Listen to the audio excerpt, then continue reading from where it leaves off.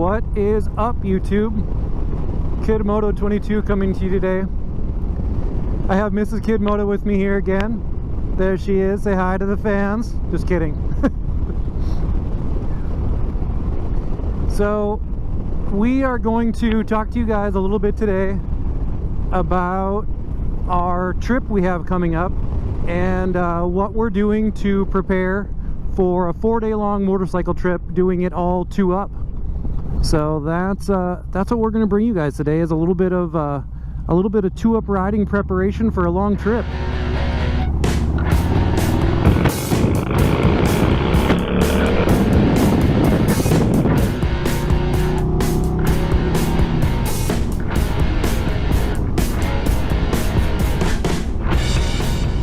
Welcome back, YouTube.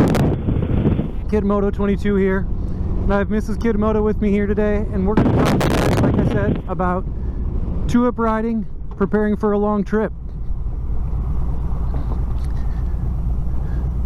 So the first thing we did essentially was pick where we were going, picking a destination of our trip and kind of how long we were going to be gone, how far we wanted to go.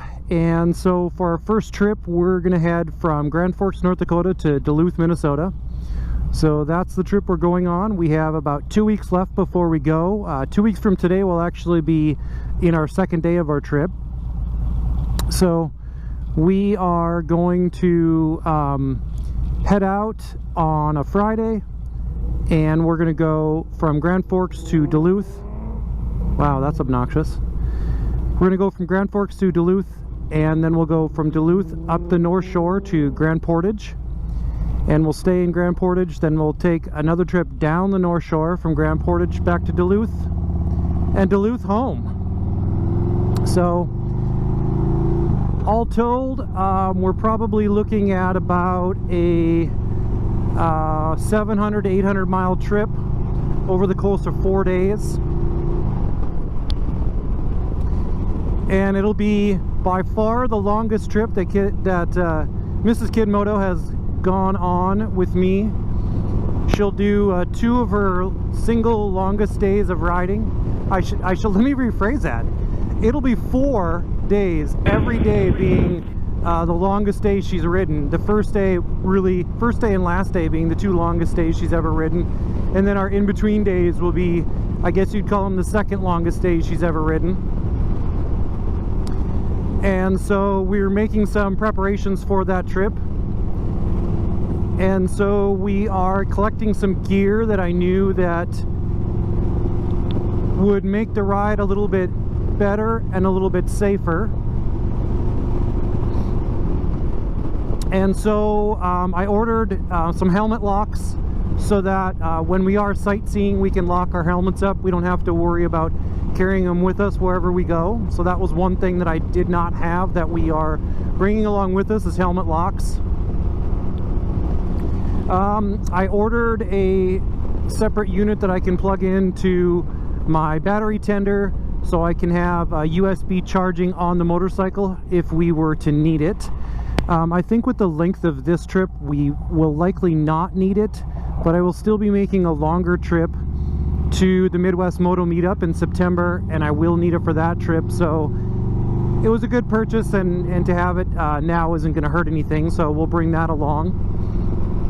So those are 2 things we didn't have. Mrs. Kidmoto and I went out and we got her some boots. She did not have some riding boots, and I ordered some rain gear from Leather Up for both of us. I had just some Frog Togs that I packed with me last year, and I didn't need them, and I'll keep them just in case my other ones were to blow out or something like that. But I bought some legit rain gear, like I said, from Leather Up, that for both of us, just in case. You know, you have to be prepared when you're going on a trip like this, and we have a specific date in mind that we're going, when we're leaving, and riding every day in between.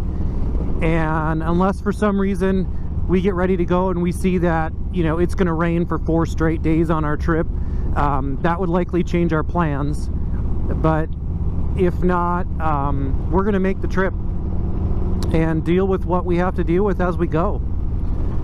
So that's what we have planned and what we have coming up. So where are your What are your concerns, dear, now that we are in our final planning phases of this trip? So, like you said, it will be the longest trip by far for me on a motorcycle. So, just a little nervous about handling the long ride, being on the bike that long, but we've been kind of doing a lot more riding around town and taking longer rides on weekends to try to kind of get me used to that. Definitely thinking that it'll be a good idea to stop every, I don't know, 75, 100 miles, something like that. Stretch and that type of thing. I really, really hope it doesn't rain, because we've got the rain gear, but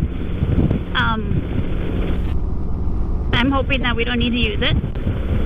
I would agree with that. I really hope we don't have to use the rain gear either. I would not call myself a complete fair weather rider, because I will ride when it's cold. I've ridden in lots of cold weather before, but I would say that I've ridden the least amount in the rain, and I don't think I would choose to ride in the rain. I mean, I guess there was probably not a lot of people that would choose to ride in the rain, but that would be, I don't want to ride in the rain, so. Right. We're on the same page there.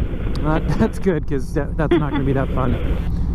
And so, but like you said, we kind of have our days planned out, so, you know, 1 or 2 days of rain or a little riding through rain isn't any reason to change our plans or cancel what we're doing. I'll just deal with it and figure it out.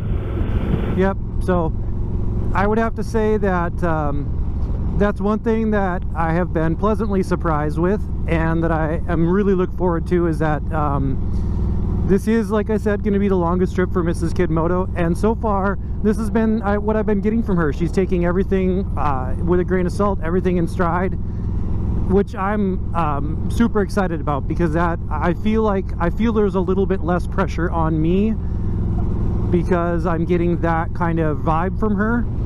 So if any of you are out there right now planning a trip, and you're planning a trip with your partner, that's a good attitude to go into it, because there's obviously there's an unknown for both of us. I have not had a passenger for that period of time, and so any of you that ride single and then ride 2 up know that there is a dramatic shift in positioning on your seat. There's a shift in many things when you're riding with 2 up. The weight of the bike is going to be different. It's going to move around different for me while we're riding. So we're going to be affected differently by the wind. Our gas mileage is going to be different. So there's going to be a lot of things about this trip that are going to be a first for me too. But I'm very much looking forward to getting out and spending this time with her, and you know, really exploring whether or not this is something that we will want to continue to do together. I certainly hope that we come away with this trip having learned a little bit about each other in terms of what we're gonna want to do and traveling on a motorcycle, because I can tell you I love doing it. I know I love doing it, and I would really like it if Mrs. Kidmoto would really enjoy traveling with me, because I enjoy her company, obviously. So that's why we're married. But and he has to say that, and I have to say that because it's being recorded right now. Exactly. So I got to keep this on record. So well, and I know I love traveling with you. That's kind of one of the things that we've always enjoyed and like to do. And situation being what it is right now, it's been tough to get out of town and go do anything, and so we are staying in hotels, so just probably be bringing some extra cleaning products along to kind of help make sure that where we're staying is safe. I am not really a camping person, not saying that I would never do that, but I know for me, my first long ride and then like camping in the evenings would be a lot for me. Yeah, I agree. I think if you haven't spent a lot of time on a motorcycle, and I mean, unless going into it you were a camper, right? So Mrs. Kidmoto is not a camper, and I will say I'm not a big camper either, but I did camp last year, and I can't say that you know, if I was choosing to camp or stay in a hotel, I would stay in a hotel. But I've found a love for camping in a different way. There's something about going on a trip on a motorcycle and then, you know, kind of roughing it outside of there. It really brings another level of adventure to it that I had not experienced until last summer. And so I do have to say that I enjoy that also, but again, my preference being I would want to stay in a hotel.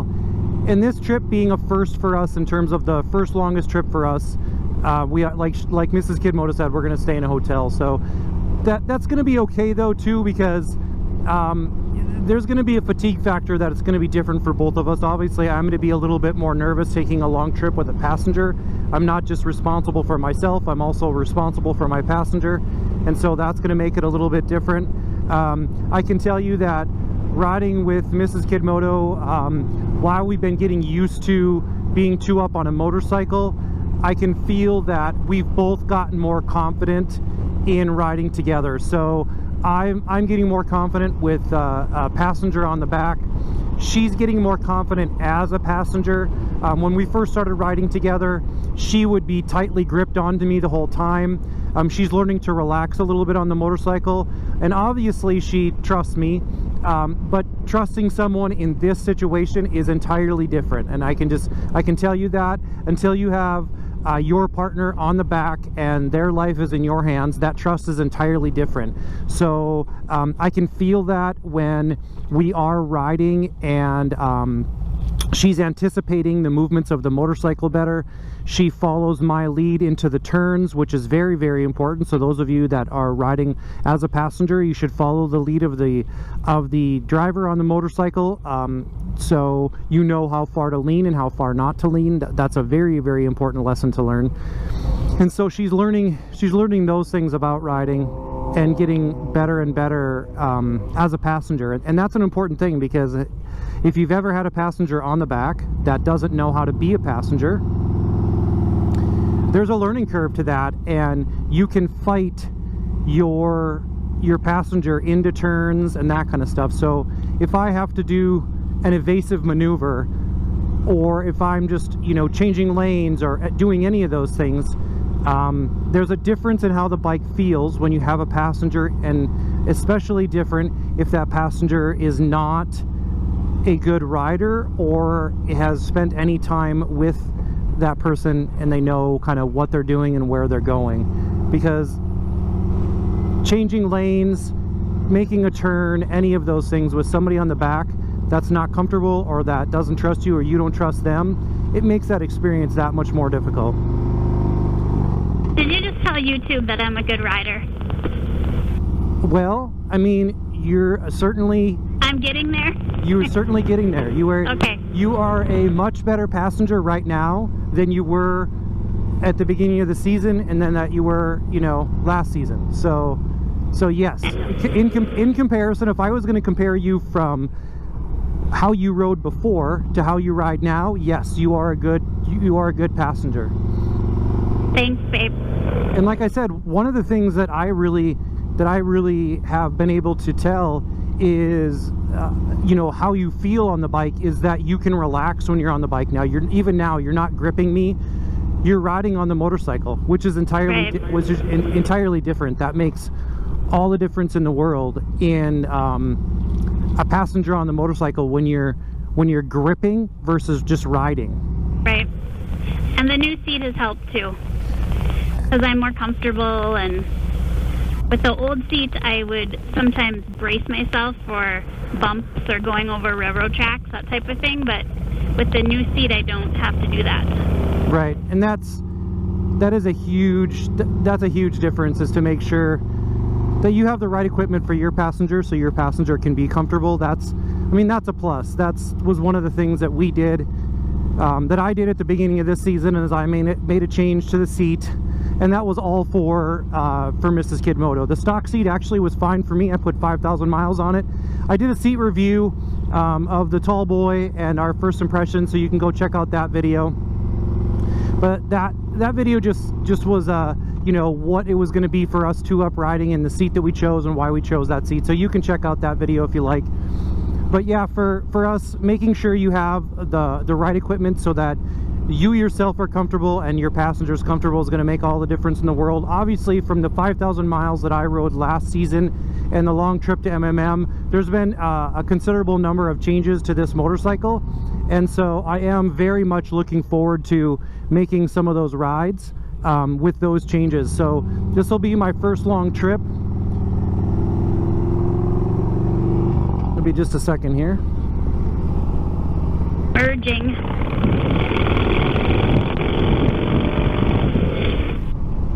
So this will be my first long trip with my Biltwell lane splitter helmet that I have now.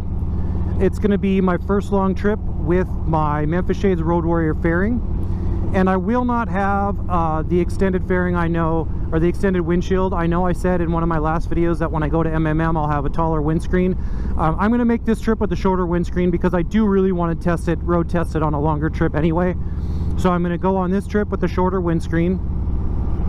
I do intend on buying the 17-inch windscreen though for the trip down to MMM. So again, my Biltwell lane splitter helmet, the Memphis Shades, and then also my Lucky Dave's Lucky 13 bars, and the seat that we have. So those are all the changes from last season to this season that are going to be different from where we were. So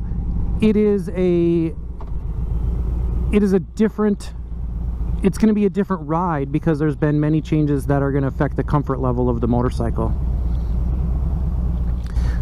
So we planned our destination. Mrs. Kidmoto is doing the hotel planning, so she's got that portion taken care of. Kind of. And as we get closer to our time when we're going to be riding, or we're going to be leaving, probably a couple nights before, we will sit down and I will help her plan and make a plan for what we should be packing on our trip. So that's another thing, obviously, that you have to account for is what you're going to bring, the clothes you're going to bring. So I know myself, I overpack for nearly every trip. This will be no exception.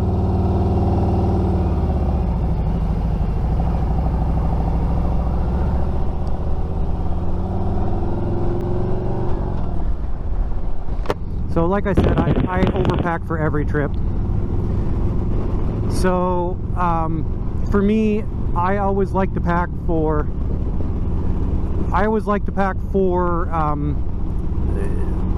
the coldest conditions I think we're going to run into, and then we can peel back from there. So I will likely have my chaps with me, my leather jacket. I'll have my soft lowers on the bike.